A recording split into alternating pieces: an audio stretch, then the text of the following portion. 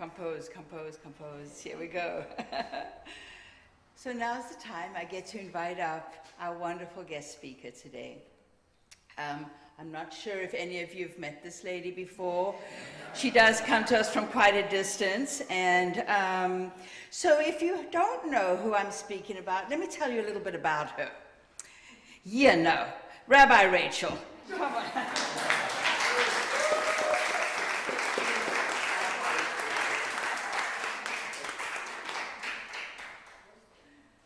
Aloha, everyone.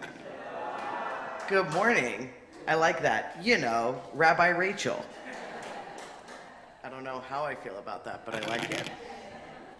Home. Home. Home. Whew. Hang on, I need a minute. God, let me open my heart so others may open theirs. This topic resonated with me in a way that I don't know one of these topics ever has. And I don't think I realized how much significance until I got the email from Rev Bev and sat down and thought about home and the deep, deep concept of home and what it means to us and how we're meant to learn it, and then coming on the word. Usually I have a few little notes of what I'm going to talk to you guys about. I got a ton this time. So we're going to see what direction I go. I don't know. I'm going home no matter where I go. And that's what I think I started to realize when I was meditating or channeling or open to this topic or whatever. I am a Cancer, so I've got the crab shell, right? That's my sun sign. So home is kind of a deep concept to me anyway. But it took me back to my childhood, and I think about my parents got divorced when I was pretty young, so I went back and forth between two houses. And then I got into a relationship pretty young and kind of moved all over and somehow convinced myself that this codependency was home, right? We can all do that from time to time. And now as a rabbi, I stand and I'm we don't have an actual physical home. We don't have a synagogue. But there's this resonance in my life from beginning to end where I always have felt at home being Jewish. And I didn't realize that until I sat down thinking about this concept of home. Where do I feel at home? I feel at home in my spirituality. I feel at home in this knowing that I'm a part of a people who's gotten through a lot of stuff before, that's heart-centered, and that when I come to that place, home is within me. Home is not this, I feel like it can be very easy to get caught up in this physical idea. When we say home is where the heart is, I think that's the truth. That it's not a physical place. That it has nothing to do with, don't get me wrong, you can feel at home in locations. I feel at home in the ocean, right? That is my home. I feel at home when I'm holding my daughter, snuggling her at night. That's home. I feel at home when I'm standing up like this, weirdly enough, making myself vulnerable in a way. But all those things come back to the same thing, and that's the feeling that comes with it. That I'm always in a heart space when I'm in that space. And I've had to come to learn with not having a physical synagogue, not honestly having a physical home for the past 2 years. My daughter and I have moved 7 times in the past 2.5 years. You guys probably read that in my little intro, and I mean that. And I left all my stuff behind in this home that was once my synagogue that I had built, that was beautiful, and I had worked so hard to create, just so I could leave it all behind, thinking I would come back to it being that same space, to everything being gone and it being completely different. But what I've realized from that is none of it ever mattered. I had a client of mine, she's like my Reiki soul sister. She was one of the first people I ever gave Reiki to when I became a Reiki healer. And she would always come to see me, and I ended up Reiki training her, and she's a retired acupuncturist. And we've just had a soul connection. Found out later she was Jewish when I was becoming a rabbi, because I'm the Jew magnet of the Big Island. I don't know. But she said to me when I was telling her about leaving this space behind and getting it back and everything, she said something to me that stuck with me over and over again. And she was like, Rachel, it was never about the space. It was about you knowing you could manifest anything you wanted, anytime, anywhere. And in that moment, and in this deeper meditation on this word of home, I realized that's what it is this space. The congregation and the community I've formed has nothing to do with the fact we don't have a synagogue or an actual physical home. We're still wandering Jews. Even when I had a yoga class, it was the home feeling that you create in a yoga class, or when I do a service, or even here, I realize I'm that space, holding that space straight from my heart for everybody to also be in that home space. Oh, I felt that like really strongly. And I even think on a deeper level about the word home and the word shalom and the sound of the vibration of Om, that is the tone of our hearts when we are all together in alignment as one with all beings in perfect harmony. That's home. To me, home has nothing to do with this. And I think that is the most powerful understanding, because then we have this like true confidence and knowing that we're at home in the universe, that each move we make is supported by divine grace. You know how scary it is to leave all your stuff behind as a single mom and just be like, all right, here I go. God's gonna get me. It's worked out. Like, I'm okay with it. All the stuff and all those things, I've found home. My daughter now knows that home is whenever she and I are together. She's gonna be able to travel all over the world because she's gonna be like, my mom and I got that invisible string. I'm home, we're good, we're connected. It's that heart. Home to me is not a physical location, it is a space. But it's a space that we hold within ourselves and for other people. You heard the prayer I said at the beginning. God, please allow me to open my heart so that others may open theirs. That's been my prayer from the beginning. From even when I sat down to teach my first yoga class, to when I gave my first Reiki healing, to when I walked up to host my first Seder and, service as a rabbi, which at the time was like, whoa. But it's always been that. Let me create this heart space so people can come and feel at home with whatever it is I'm sharing, to find that home within themselves. Because that home is you. What is? Whatever it's bigger than us. No one's homeless. The earth is our home. Sure, there are people struggling on our streets without houses, but the earth is our home. Our heart is our home. Where we are is our home. We are always at home. And in a way, I wish I hadn't had to learn this in difficult ways, but I'm grateful that I have. You don't know what it's like to have to really hold space as a home base until you don't have a synagogue, or until you don't have a home, or until you don't know your next move. Because there is that confidence that comes with, you've got this. And it's crazy how when we create space for that, miracles happen. It's really unbelievable. And it's unbelievable how when we're willing to let go of physical things, sometimes we're supported even more spiritually. And I was thinking more about this idea of manifesting anything you want, anytime, anywhere, and being at home. And that resonance of being at home in Judaism, the Om, the oneness, this culture. I don't know, it was one of the only things my parents ever had in common that was consistent in my life. Even when I steered away from it, I went back to Israel, right? I think I've talked about this a little. And I'll never forget getting off the plane and just feeling home. Like, oh my God, I've been here before. And I've not been here before, like I've been here and I've done stuff. Whoa, I can't explain it. Like your soul had gone home. I have Jews by choice come to me and say this when they're talking about converting, that they feel at home when they go into a Jewish space.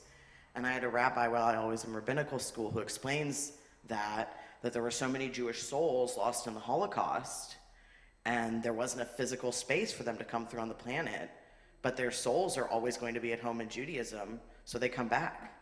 That's why we're seeing like this amazing like rise in Jewish conversion, which we don't proselytize. Don't think that's what I'm doing. It's not what I'm doing. You don't want to be a Jew. There's a lot of pain with it. But You think I'm kidding. I would be remiss if I didn't talk about the extreme rise in anti-Semitism that I think everybody needs to be aware of and on point about right now. Like, taking that from laughter to a much deeper place, it is a scary time to be a Jew. Check on your Jewish friends, they're not okay. The New York Times just ran something where the whole column was about anti-Semitism. And it was story after story after story of anti-Semitism.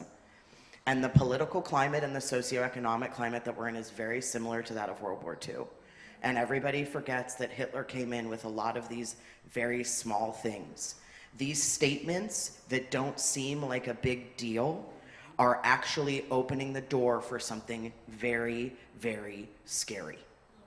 And I would be remiss and have my ancestors shaking their fingers at me if I didn't use this platform to say that right now. I've talked about this before. Remember, I think it was like a year or two ago where I was like, hey, we all just kind of need to be aware. We need to be aware. Our souls know this home, and there is something happening right now. Like, there is this deep underlying root that never went away. And that's what we need to look at. It's not like the Holocaust was even 100 years ago. That was a pretty recent thing. And that hatred never went away. So sorry to shift the energy, but sorry, not sorry, because it needs to be said. You know, like no matter where you stand at home, trying to bring it back around, stand with people who are struggling and who have always been the source of finger pointing and grouped in. And everybody forgets Jews are an indigenous people. We were an indigenous to a land, just like the Hawaiians, just like the Native Americans. We get grouped in with all these other things, and people don't realize. Okay, coming back around to being in Israel and home is my slight little thing. Please speak out against anti-Semitism. It's not okay.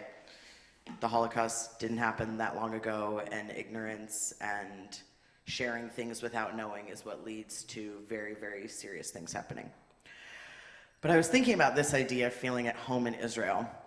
And then I was thinking about finding this home in being Jewish, which again, uncomfortable in case you didn't just hear that. So a weird place to find home consistently as a child, and then on and on and on. But I had kind of turned away from Judaism when I went to Israel. I was a yoga teacher, and I was a Reiki master, and I was speaking Sanskrit, but I had just read this book by Carolyn Mace. I don't know if any of you know Carolyn Mace. It's a book called Sacred Contracts. It's a great book, right? And she talks about how we all come in with a divine purpose. And I had previously read her book where she talked about like the Christian sacraments and the Kabbalah Sefirot and the chakras, the Hindu chakras were all the same thing. So I was already like, okay, kind of getting a little back into the Jewish path. And then I went to Israel. I had just finished this book. And I finished the last page right as my group was going to the Wailing Wall. So the Wailing Wall is what's left of the second temple that was built by our ancestors. So they built the first one, it was destroyed. They built another one, it was destroyed, but this wall is still left standing. So it's a very, very sacred space. And you go and you write things, prayers, wishes, whatever, on cards, and you put them in the wall. And I'll never forget, and you can't turn your back to the wall, so you're like facing it, walking backwards as you walk away. And this was not something I'd thought about till I started meditating on this idea of home and about to write this speech, or note this speech. It's never written, just full disclosure. It's never written.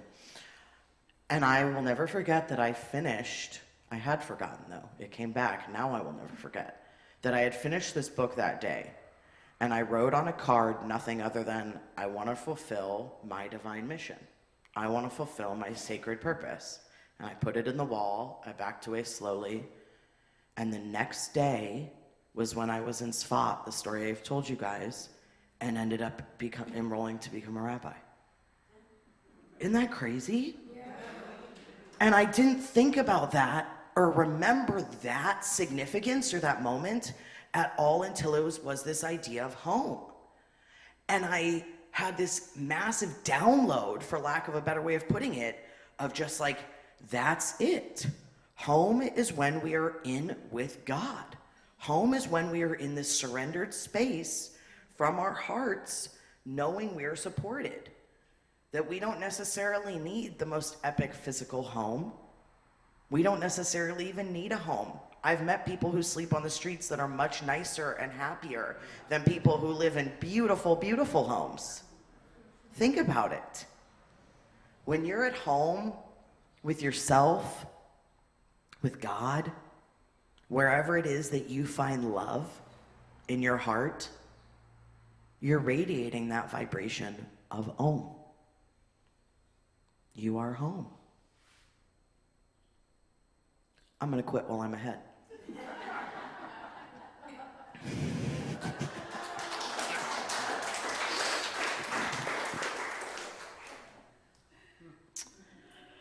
You know what's coming. Don't act like you don't.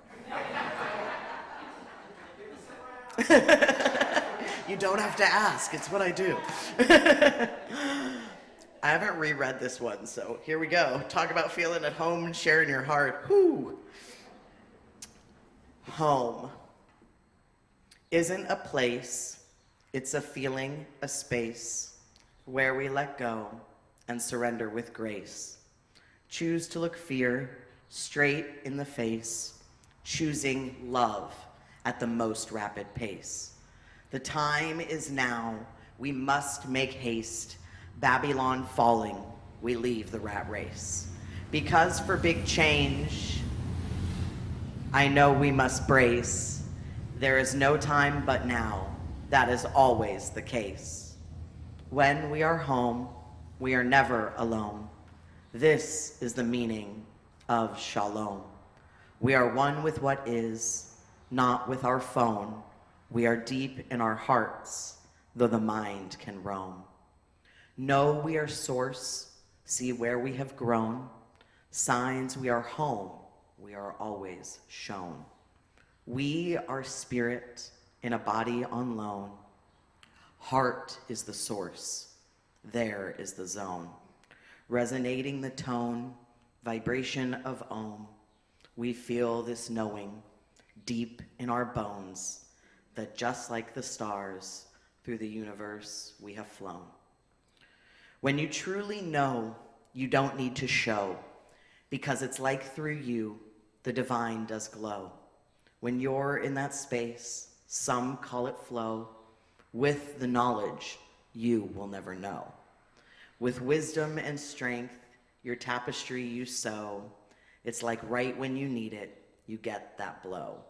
Yes, your boat, the divine does row, merrily, merrily, to and fro. I have moments where I'm just like, oh, bro. It's like I see my creator wrapped in a bow. Plant the seeds, trust the angels to hoe, and when you receive, remember to mow. Choose to go high when others go low. You are supported, all ancestors in tow. God is the puppeteer, we are the show.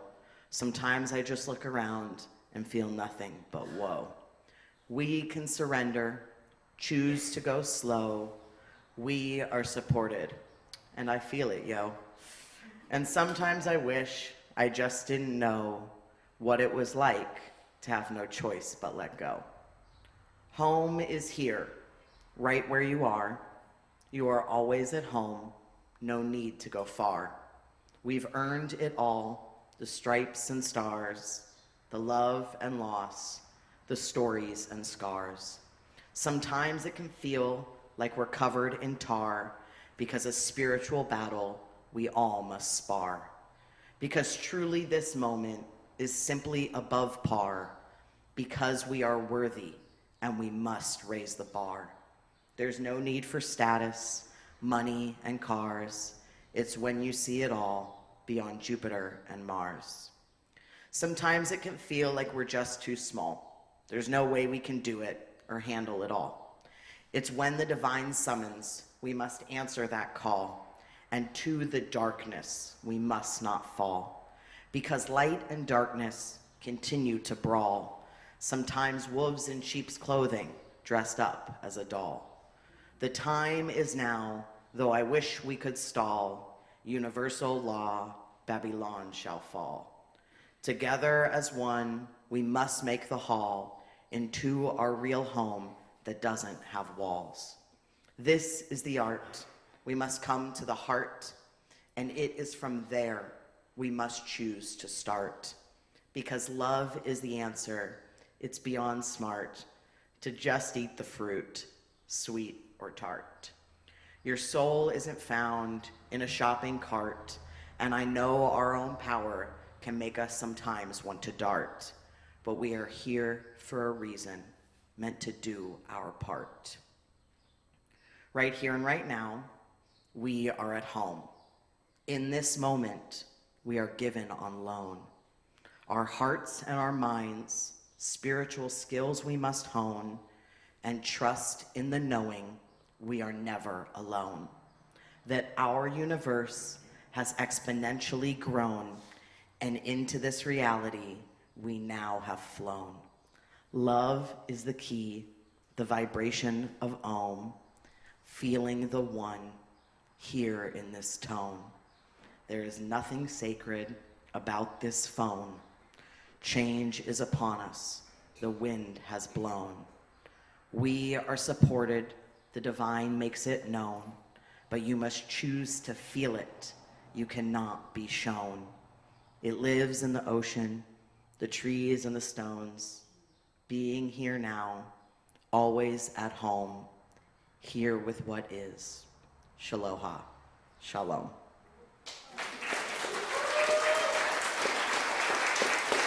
Thank you so much, everybody. Stop.